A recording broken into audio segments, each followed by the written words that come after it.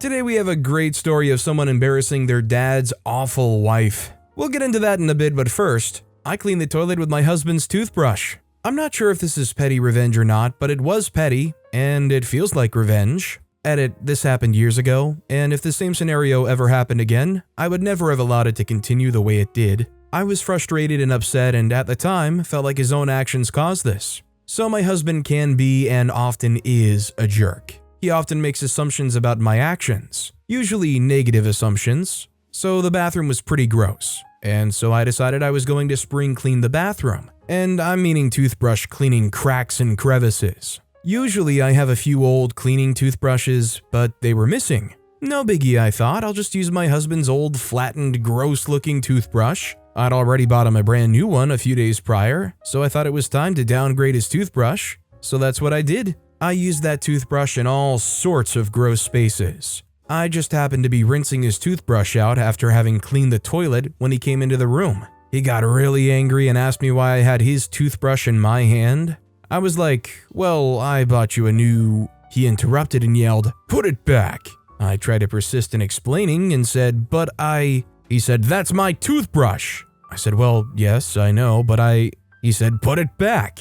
I said, "I mean, I would put it back, but I..." He said, "That's my toothbrush. Don't touch my toothbrush." I said, "Yeah, well, I mean, but I..." "Put it back." By this point, I was flustered, upset, and angry, like, why can't he just let me explain? I already bought him a new brush. I already used this one on the floor, bathtub, sink, and toilet, but every time I tried to tell him this, he would interrupt. Frankly, I'd already told him on multiple occasions to please let me at least tell him what I was doing, and to please stop interrupting me and never letting me get a word in. I could have yelled and interrupted him like he kept doing to me, but instead I gave him what he wanted. And I was like, okay, fine. I put his toothbrush back and walked out. Freak him. He got what he asked for. Plus, I don't understand why he acted that way. If the roles were reversed and I walked in with him rinsing my toothbrush, I would have asked, "What are you doing with my toothbrush?" And then I would have listened to his answer, and when he said, "Oh, I got you a new toothbrush. I used this old one to clean," I then would have said, "Oh, okay. Thanks for getting me a new toothbrush." And that would have been the end of it. But no, he just can't seem to treat me kindly. So yeah, I could have persisted and told him, but his seemingly irrational anger made me feel some sort of way, and I just felt like, freak you, enjoy your toilet toothbrush. I think it would have grossed me out personally enough to the level that I would have fought enough to just explain, "Unless you're a fan of swapping spit with the toilet, let me get my words in." That said, I don't think I could ever imagine this scenario happening to me, because I went and ponied up for one of those fancy knocks all the plaque off in 1 second with vibrations type of automatic toothbrush that literally sits on a charging dock. Honestly, they do work so well though that I question why anybody's still using an old school one. Also, hi, I'm Steven, and if you guys enjoy awesome stories of revenge, why not hit those like and subscribe buttons down below? That said, our next story is, I'm sorry for having a brain disorder. This happened when I was 20. At the time, I was living with my ex, and he thought it was perfectly acceptable to invite his ex-girlfriend into our home without telling me, because they had some catching up to do or whatever. I was not and still am not a confrontational person, although I try to stand up for myself a bit more now. Anyway, this girl comes in while I'm in my sweaty PJs after housework, my hair in a bun, and her and my boyfriend at the time are on the couch. First strike, he offers her a cup of tea but ignores me. Second strike, he makes her a cigarette but ignores me. Third strike, he continually cuts me off and focuses only on what this girl is saying. Then he goes to the kitchen and I try to make small talk. I ask her about herself and if she works or is a student or a homemaker. I'm polite and smiling. And what does this bench do? She shushes me. She actually puts her finger to her lips and says, "Shush," in my own home. So I sit back and I'm trying to breathe. My jaw is clenched and my eye is twitching, and out walks my ex, oblivious to everything. She goes up to the bathroom, and while my ex is staring out the window, stoned out of his mind, I put my cigarette ash into her open bag. I accidentally knocked the ashtray into her handbag as my arm ticks out. I have Tourette's, and it was 100% an accident, but subconsciously. Thank you, Tourette's. Oh, it sure is a shame that OP accidentally knocked that over via their Tourette's and also just happened to have a slip of the mind in mentioning it. I would love nothing more if this person didn't realize what happened, got home, opened their bag, and was like, why is everything so ashy? Our next story is, so you think you can invade my personal space? So every day when I come back from college, I take the bus home, since I don't have a car, and anyways, the bus isn't so bad in my town. Well, actually it is kinda bad, but it works for my college. However, the bus doesn't come that much, so most of the time it's really full after a few stops, and I have to sit next to someone I don't know. But that's life, and I'm used to it, so I don't really care. Now, what I really don't like is when someone sits next to me and takes way more space than the seat they have and kinda sit on my seats, especially since the seats aren't that big.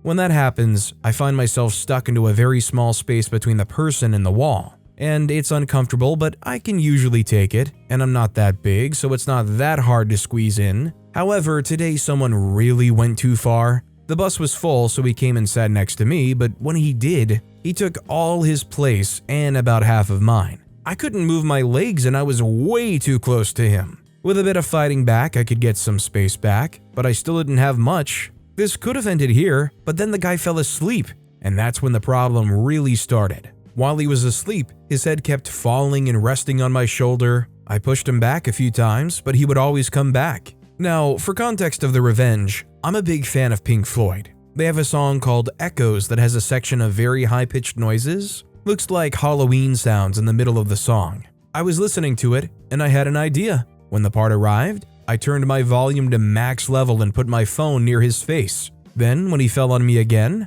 I turned off my headphones, making the high-pitched sounds come out directly from my phone. He jumped and I said, "Oh, sorry, I don't know why, but my headphones disconnected."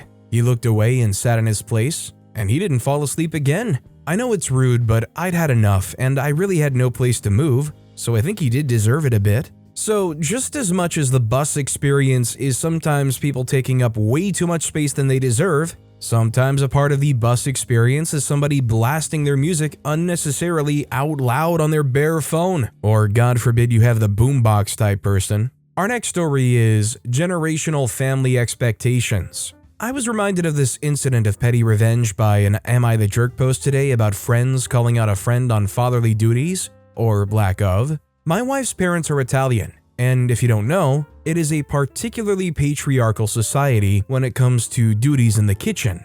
The women are expected to cook, serve, and clean.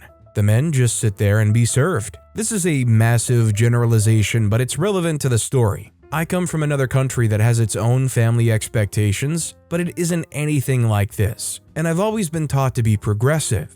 Also important is that my Italian was pretty poor at the time, particularly with how fast Italians speak to each other. Me and my wife moved to another country and invited my parents-in-law to do some traveling around the country. We stayed at a hostel and brought food provisions. After a pretty long day of sightseeing and moving around, we were sitting at one of the communal areas just before dinner time. My father-in-law said in Italian to my wife and mother-in-law that he was hungry, which was basically not particularly veiled instructions for them to start making dinner. Now, my wife doesn't take that crap anymore and starts arguing with him. If you've ever experienced a conversation between Italians, it's often not clear whether they're just being passionate or angry. So it wasn't unusual for them to be going off at each other. My wife's comments were basically, "If you are hungry, you go make the food," and his response was, "You are the woman, go make the food." This is where the petty revenge comes in.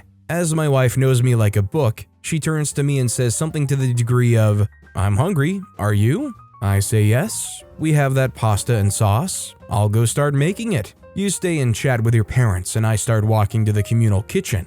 This causes absolute panic in my father-in-law because I've done something unexpected. I don't know why, because I cooked regularly at home, and he gets up flustered, trying somewhat successfully to help me in the kitchen.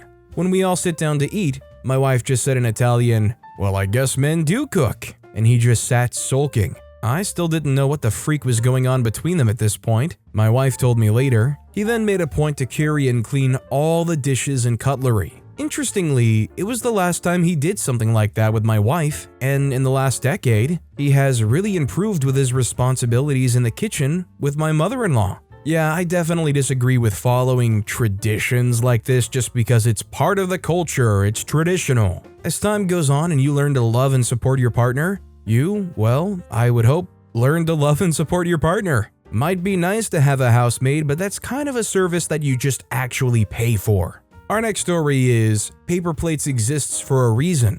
I used to have this boss who happens to be an extreme cheapskate. Being thrifty is good, but she takes the cake. I used to be an early childhood educator, and whenever my colleagues and I would request for new toys that can help with the child's development, she would always decline. Instead, she would bring in toys that used to belong to her children. These were in not good shape, some were broken, have missing parts and the like. She would just barge into our classrooms, enter without knocking, just to turn the fans and the lights off while we're still in the room.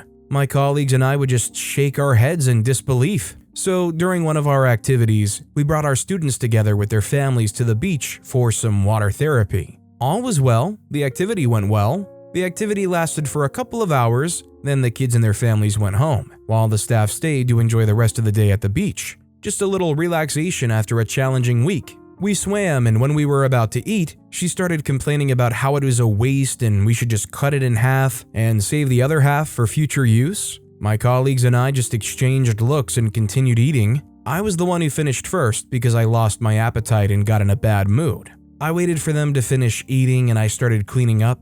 Here's what I did. I washed the paper plates and placed them in front of her and said to her, "I washed them so that we can still use them again," before heading to the showers. Listen, I understand being frugal, but there's just a ridiculousness at some point. And I cannot lie, if I were one of the parents having my kids involved in this program, and I was able to catch any amount of wind of a person doing this, like flipping their lid because paper plates are being used and it's such a waste or whatever, it would be giving me some second thoughts because I would be worried that, like, if they're skimming on paper plates, what are they doing as far as the education or care for my kid? Our next story is, he ate the dirt. Back about a decade ago, I was working 2 jobs. A weekday one where I was making doors and windows, and a weekend one where I was a paintball referee. At my week job, most of us were in our 20s. Me and this other guy, let's call him M, were the youngest, both at 21 and 23. I've always been small. Still today, I'm like 5'10". M was at least 6'1", and big too. He trained and worked out and was probably a bully in high school. He always made fun of everyone, not really bullying, but still enough to be unpleasant to work with, even though he was good at his job. So one day, another coworker comes to me and he's like, "Hey OP, that Saturday we're planning to go play paintball at your work location. Think you can take a day off and play with us?" I'm like, "Nah, the schedule's already out and I work. But you know what? Call back and ask for me as your referee. I'll make y'all have an incredible time." Day comes, they're in my group to manage. I took a few more shots than usual, which I know that all the guys from the week job must have at least shot me on purpose at least once for craps and giggles. I still had an awesome day. Then came the end of the route. At our location, we had an enormous terrain where all groups spend the rest of the day at until they're out of munition and go back to the base camp. So before going there, I start talking to my group how I loved my day with them and how I wanted to give them a little treat by shooting me with a squad execution, which consists of me standing alone, and they all shoot me one round at once, making me take 40 to 50 rounds when there's 40 to 50 players. It's a lot of adrenaline. I then see M's eyes glowing, grinning at the thought of shooting maybe 2 to 3 instead of only 1, and I called him out, pointing at him. "Except you, M. I'm challenging you. You're not man enough to join me." Cue a silence. I know he's starting to crap his pants. I say, "And know what?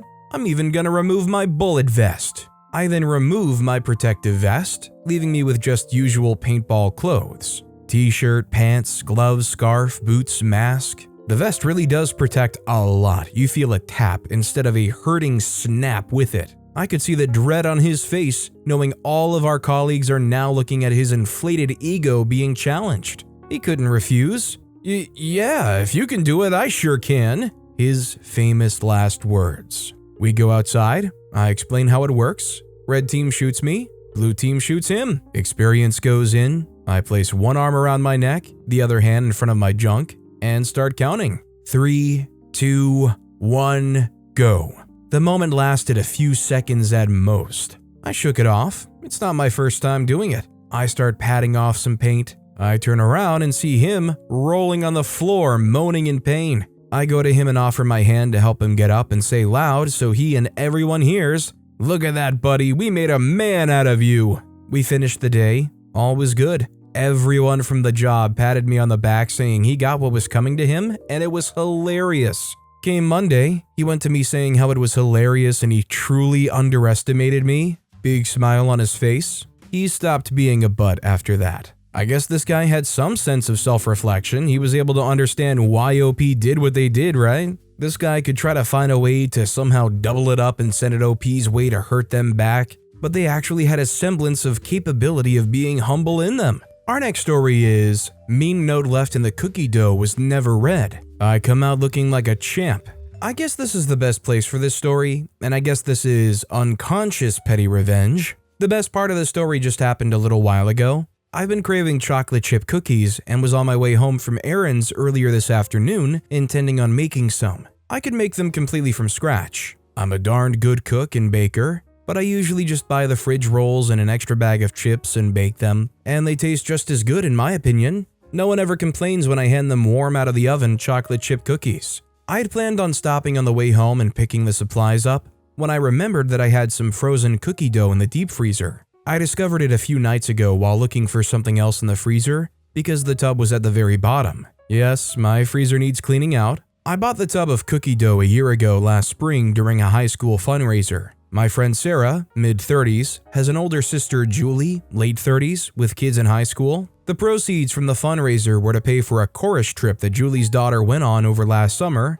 2022. So despite me thinking that the cookie dough was far overpriced, I bought a bucket. Hey, I was a band kid, I remember those days. A couple of weeks later, I was at Sarah's house and Julie was there as well. I was in the process of selling one of my old vehicles, and Julie's car had just died, and she asked me how much I wanted for mine. I told her the price, and she smiled a little smile and said, "What's the sister of your friend's price?"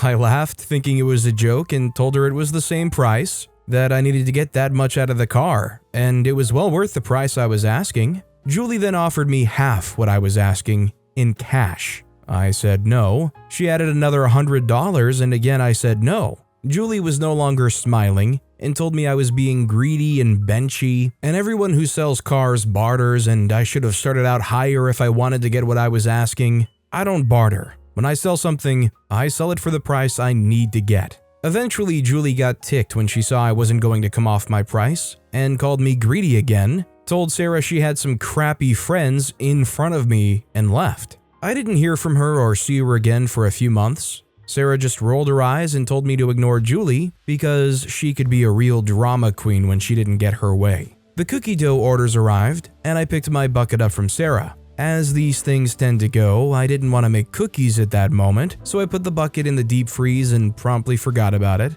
It eventually sunk to the bottom of the deep freeze as things got added, subtracted, and moved around. In the year and a half since then, I've been around Julie several times while hanging with Sarah. At first, she was very cold to me, but eventually she warmed back up, and while we are friendly, I wouldn't call us friends. I do, however, remember Sarah telling me about 6 or 8 months ago that she was so proud and impressed with me that I could be the better person. I wasn't sure what she was talking about at the time, so I just said thanks. I got home about an hour ago and dug the bucket out of the freezer. Think a 1-gallon plastic ice cream bucket, but full of cookie dough. I pulled the top off, and inside the bucket, sitting on top, was the following note on a post-it. "I hope you choke on it, bench." I just sat and roared with laughter. This woman thought she was getting a dig into me and kept waiting for me to react for a year and a half. All the while, that little sticky note was sitting in that bucket in the bottom of my freezer. Meanwhile, my friend thinks I'm noble, so I'm thinking Julie confessed that she left the note at some point. No one has ever brought it up to me, and I don't plan on mentioning it again. Should someone mention it to me, I'll look them dead in the eyes and say, "The cookies were the best I've ever had." And then I'm going to grin. Sometimes revenge is best served cold, and sometimes it's piping hot and melty delicious, as is the cookie I'm chewing on while typing this. I added walnuts and pecans to the dough, as well as extra chips. In the end, I got the last laugh. Oh yeah, and a day after she tried to cut me on the cost of my vehicle, a guy paid full price and said the tires alone were worth what I was asking. In this day and age, used cars are apparently going for way more than they used to a number of years before the pandemic, so if you're going to sell it, definitely get what it's worth on the market. And honestly, even if I did take that cookie dough home and opened it up and saw that note, I probably would have said nothing. If I experienced what OP experienced, looking at that note, I would think to myself, they're not even worth my time to worry about. I mean, I might bring it up to somebody and just laugh about it, but like, I'm not gonna lose any sleep. This next story is Pitifully Petty Revenge. My grandma never wanted to leave the home she'd shared with my grandpa and eventually required a live-in caregiver. The first one she had eventually moved on and she was now being cared for at the age of 83 by a woman I'll call Nancy. I visited grandma a couple of times a week, we lived in the same town, and occasionally took her to my and husband's place for dinner. By this time, she had mild dementia, so when she told us that Nancy was abusive, we weren't sure whether to believe her. My uncle had hired Nancy and he assured me that all was well. Nancy was a Christian, and apparently a godly type, as she'd covered the walls with Christian paintings and quotes from the Bible. Grandma was insistent about the abuse, so we invited her to come live with us. It was after she moved in with us that we found out just how abusive Nancy had been. She was apparently afraid that Grandma would die on her, so she berated Grandma to do the exercises the doctor had suggested, and more. When Grandma protested, Nancy said she'd wring Grandma's scrawny little neck if she didn't do her exercises. It took us several weeks to convince Grandma that she didn't have to do anything she didn't want to. When Grandma moved in with us, she had several bed sores, one of which went to the bone. We were able to get them to heal over the next 6 months, but it took multiple treatments per day. She also had an untreated UTI.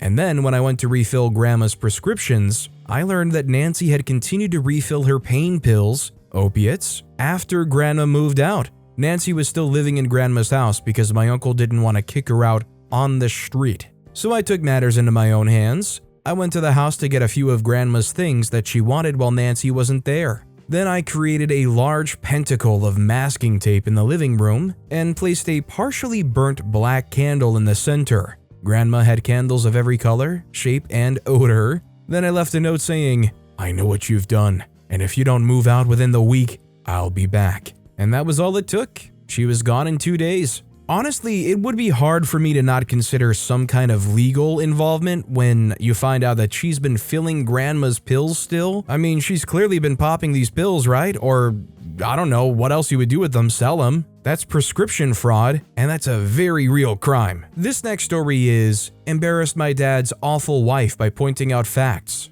This was years ago. I was probably about 10, but it's still one of my favorite memories of this woman. My dad's wife has always been the definition of horrible stepmom. I met her as a toddler, and even at that age, she would do everything she could to make me feel unwanted by talking crap about me and my family. She got worse over the years, not getting into it, but it was rough. She always had to make sure I knew I wasn't wanted. One day we were at a party filled with people I never met, and they weren't family. I assume it was coworkers or something. She had struck up a conversation and was bonding with someone new when I happened to hear her mention the number of kids she had. I corrected her and she had to backtrack and say she was talking about the kids she birthed. The lady she was talking to noped out of there so quick. It was hilarious. I got into trouble, but considering I'm still laughing to this day, super worth it. When you know there's people like this out there who lie about all of these things all the time, it's hard not to want to call them out on it and expose them for being how they are. This next story is, customer said I'm unprofessional, so I made sure to follow company's procedures. A little background, I work in a call center of a bank. Every customer who calls us must answer a few verification questions, and if they hang up or answer wrong, we need to block their access to the call center, assuming it was an attempt to use someone else's account. Then if they call again, every employee will see that the access to call center is denied, and to do anything with their account, the caller has to personally go to the branch to unblock the access. One time I was talking to a very rude customer who demanded everything done immediately. I told him I would happily do everything he asks for, but first he needs to answer the questions. He started yelling even louder, called me names as well as saying I'm unprofessional, and hung up. So I blocked all of his accesses. Now he will be forced to go to the branch to unblock it, and only then will he be able to do what he wanted. And oops, he mentioned that he was abroad, couldn't go to the branch, and that's why he called us. He thought I was unprofessional, so I made sure I did everything according to our procedures,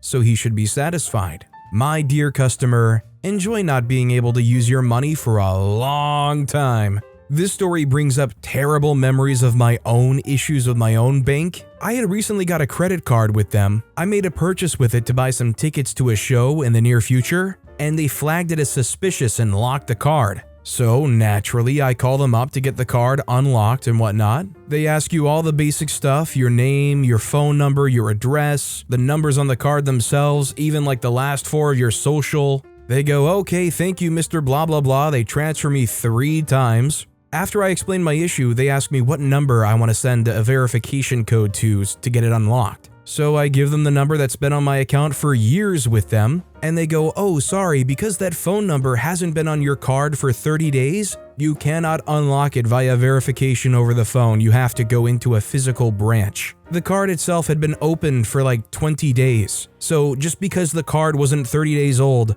despite the fact that I have all of my information that you could possibly need, I would just have to wait a week and a half for no reason. I know that customer service person on the phone has nothing to do with these policies, it's not their fault, but man, that was the closest I've ever been to just flipping a total bench at some random helpless worker. Our next story is, how about that subwoofer? I get coffee in the morning at a local coffee shop. There's no drive-thru, you have to walk in, order, and wait for the coffee. At least once a week, I'm there at the same time as a total wingnut who obnoxiously leaves his car running with the door open, music blasting at full volume while he's inside getting coffee. His muffler rattles on every bass note. I've been tempted to bump his door with my hip, accidentally of course, to shut the door, but he looks like the kind of person who could become violent. Last week, a deputy sheriff came into the shop, asked whose car it was, and told him to go out and shut the car door. The wingnut started to protest,